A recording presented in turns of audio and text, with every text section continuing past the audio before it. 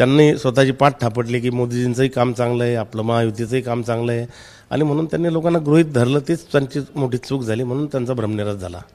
फुगा फुटणार, निश्चितपणे फुटणार. आपल्यासोबत बुलढाणा लोकसभा मतदारसंघातले सर्वात चर्चेत असलेले शिवसेना ठाकरे गटाचे नरेंद्र खेडेकर साहेब आहेत.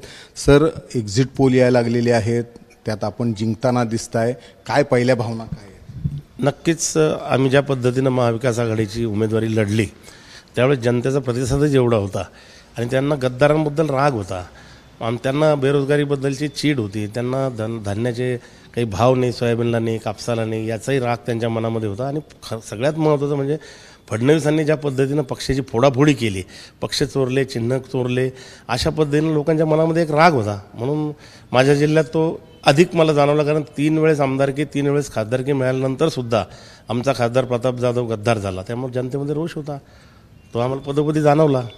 एकंदर आधी ज्या चर्चा होत होत्या महाराष्ट्रात 45+, पण आता ज्या वेळेला एक्झिट पोल समोर यायला लागलेत ते आकडा पार 22-23 पर्यंत येऊन पोहोचला आहे. तो आकडा 22-23 पर्यंत पोहोचला, पण तो त्याहीपेक्षा खाली जाईल. तुम्ही उद्या पहा, ज्यावेळेस 4 जूनचं मतदान मोजल्या जाईल त्यावेळेस तो त्याहीपेक्षा खाली जाईल. कारण यांना माहीतच नाही, यांनी लोकांना गृहीत धरलं म्हणून 45+ म्हणत होते.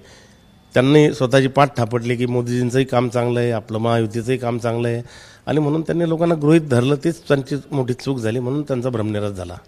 फुगा फुटणार, निश्चितपणे फुटणार. तर हे होते नरेंद्र खेडेकर. 4 जूनला भाजप असेल किंवा महाविकास आघाडीचा, भाजप असेल किंवा महायुतीचा फुगा फुटेल. आणि ज्या पद्धतीनं हे 45+ म्हणत होते किंवा आता सर्वेत ज्या पद्धतीनं त्यांना 22-23 जागा दाखवल्या जातात, एवढ्याही जागा 4 जूनला येणार नाहीत.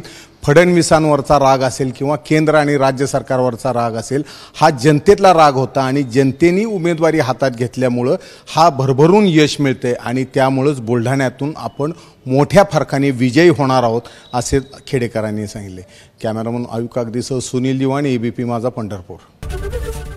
एबीपी माझा, उघडा डोळे बघा नीट.